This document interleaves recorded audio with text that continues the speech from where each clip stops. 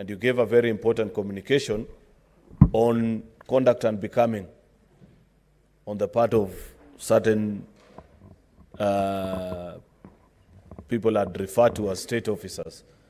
So I wanted to request, Mr. Speaker, that we beg your indulgence, you allow us at least a few minutes to react to that communication, because there are senators here who have been mentioned, and of course people are wondering whether there are other forces that are guiding us as we undergo this business. Therefore, it will be unfair.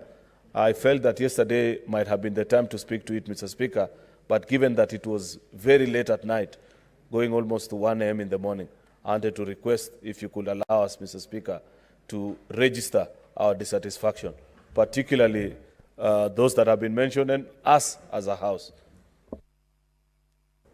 Very well, Majority Leader. You will allow the clerk to read the first order, and then I will allow just 3 senators from each side speaking for 2 minutes each, and then we go straight to the business of the day. Clerk, proceed, please. Order number 1, communication from the chair. I will allow comments on the communication that I did at the Rise of the House last night. And I'll take 3 senators from each side, each speaking for 2 minutes. The Majority Leader, kindly take the floor.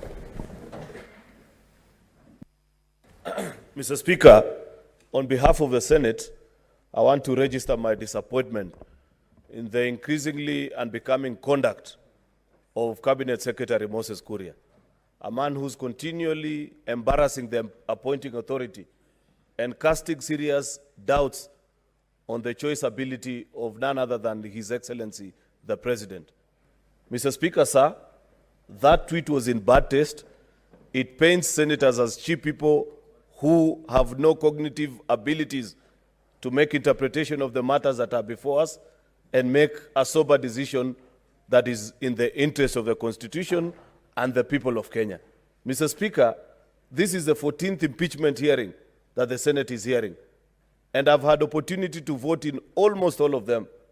I take great exception in the conduct of Moses Kuria, in the tweet that he sent out, and the things that he said about this House and the colleagues that he's listed.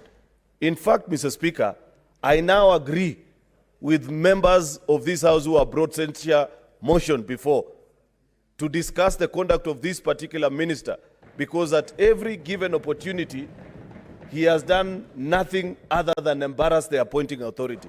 In fact, it is my submission, Mr. Speaker, that the earlier CS Moses Kuria is let off his duty, the better for this administration, Mr. Speaker.